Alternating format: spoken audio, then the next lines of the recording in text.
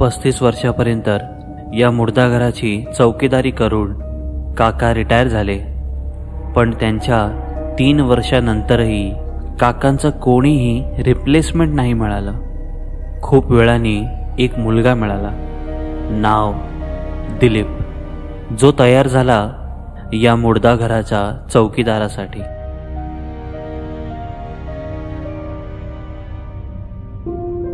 Job handover करताना काका त्याला म्हणाले की ते जे दिसतं आणि ऐकू येतं ते खरं नाहीये. आतमधून तुला अनेक आवाज ऐकू येतील, पण तू फक्त आपलं काम करत जा आणि त्यांकडे बिलकुल लक्ष देऊ नकोस. आज कामावर दिलीपची पहिली रात्र होती. रात्री किमान 2 वाजेपर्यंत तो जागा होता आणि त्यानंतर त्याला झोप येऊ लागली. अर्ध्या झोपेत त्याने एक आवाज ऐकला. डोळे उघडले तर चारही बाजूला शांतता होती. अर्ध्या झोपेत त्याने ते आवाज ऐकलं होतं, म्हणून कदाचित आपला भास समजून तो पुन्हा झोपायचा प्रयत्न करतच होता की तेवढ्यात तो आवाज त्याने पुन्हा ऐकला. आवाज मुर्दा घराच्या आतून येत होती. हिम्मत करून त्याने मुर्दा घरचा दरवाजा उघडला. आतमध्ये एसी चालू होता. पूर्ण माहोल शांत होतं. दबक्या पावलांनी तो आत चालला होता की तेवढ्यात त्याची नजर एका उघड्या ड्रॉवरवर पडली. पुढे जाऊन पाहिलं तर ड्रॉवरमध्ये एक बॉडी होती. आधी तर तो घाबरला. नंतर मग त्याला वाटलं की मुर्दा घरात तर बॉडीच असणार, तर त्यात एवढं घाबरायची काय गोष्ट आहे. त्याने ड्रॉवर बंद केलं आणि मुर्दा घरचा दरवाजा बंद करून बाहेर बसलाच होता की त्याच्या फोनमध्ये एक आवाज आला. पाहिलं तर फोनमध्ये बॅटरी नाच्या बरोबरच होती. त्याने आपल्या बॅगेतून चार्जर काढला आणि सरळ मुर्दा घराच्या आत शिरला, कारण चार्जिंग पॉइंट फक्त तिथेच होता. दिलीप आपल्या फोनला चार्जिंगला ठेवून दरवाजाकडे जातच होता की चार्जवर ठेवलेला त्याचा फोन अचानक वाजला.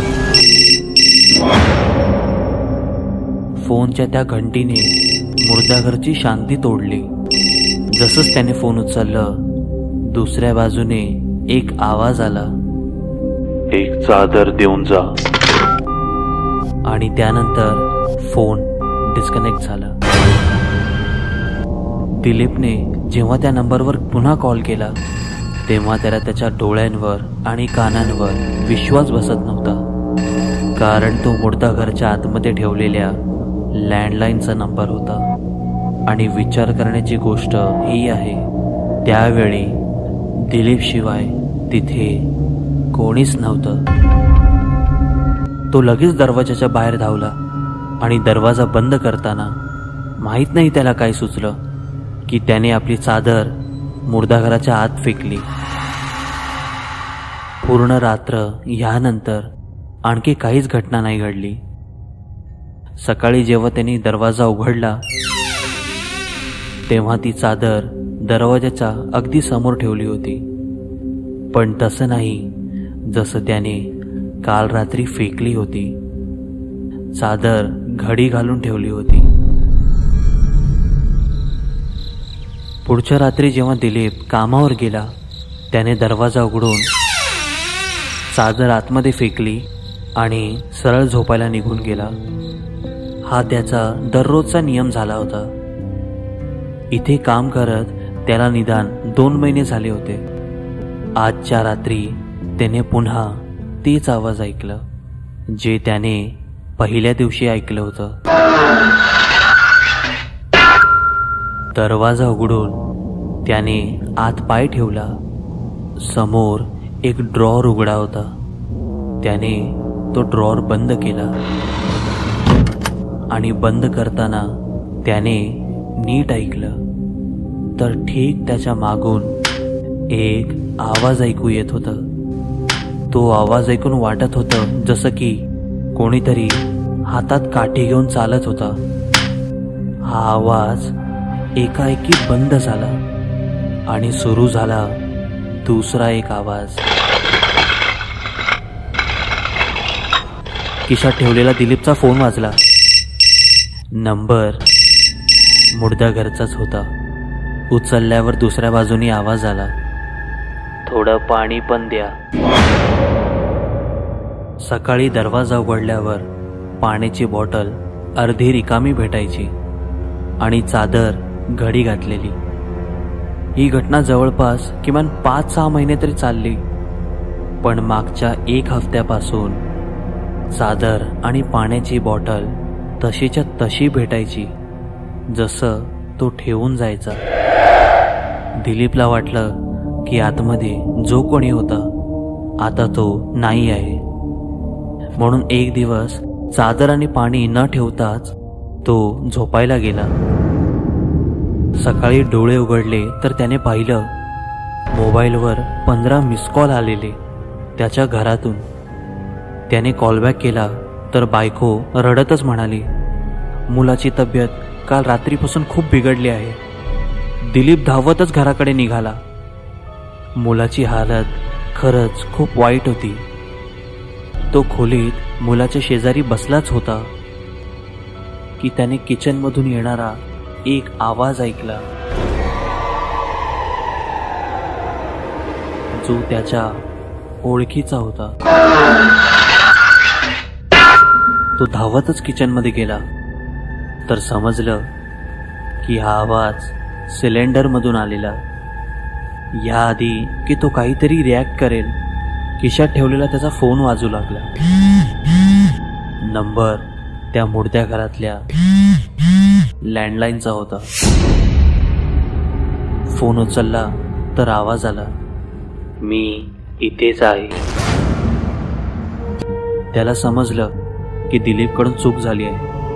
तो धावतच मुर्दा घरात पोचला आणि जुन्या रजिस्टरमधून त्याच्या आधी इथे काम करणाऱ्या काकांचा नंबर काढला आणि त्यांना फोन लावला.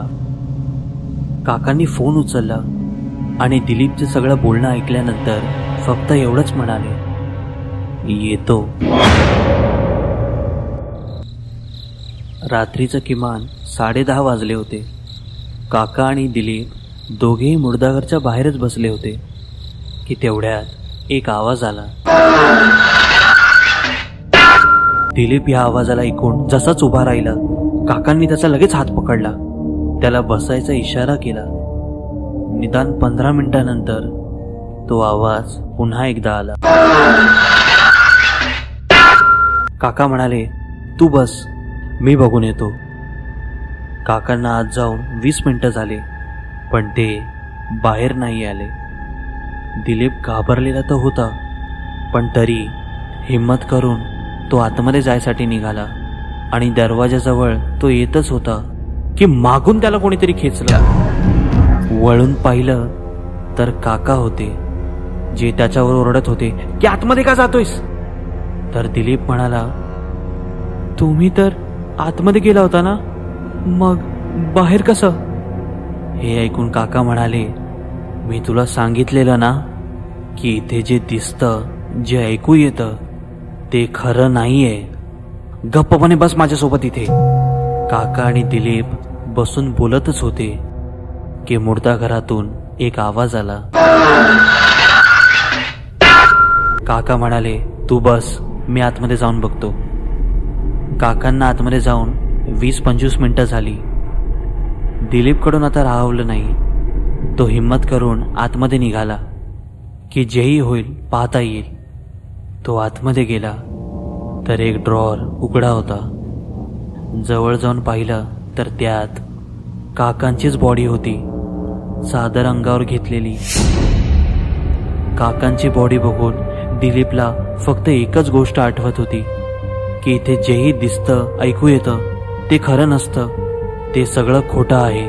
जे पण दिसेल ऐकू येईल सगळं खोटं आहे. जे पण दिसेल ऐकू येईल सगळं खोटं आहे. जे पण दिसेल ऐकू येईल खोटं आहे. जे पण दिसेल ऐकू येईल खोटं आहे. जे पण दिसेल ऐकू येईल खोटं आहे. जे पण दिसेल ऐकू येईल खोटं आहे. जसं जसं दिलीप या गोष्टीवर विश्वास करत होता की जे पण त्याला दिसतंय ते खरं नाहीये. तसं तसं ती बॉडी आपला रंग बदलत होती.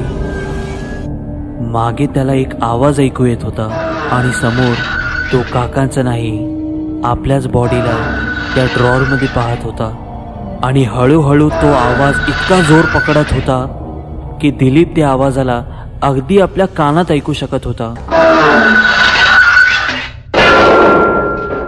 दिलीपची बॉडी दुसऱ्या दिवशी मुर्दा घरात मिळाली. काका आजही आपलं रिप्लेसमेंट शोधतायत. बोला, वेकेन्सी आहे, तुम्हाला काम करायचंय का? कमेंटमध्ये नक्की सांगा.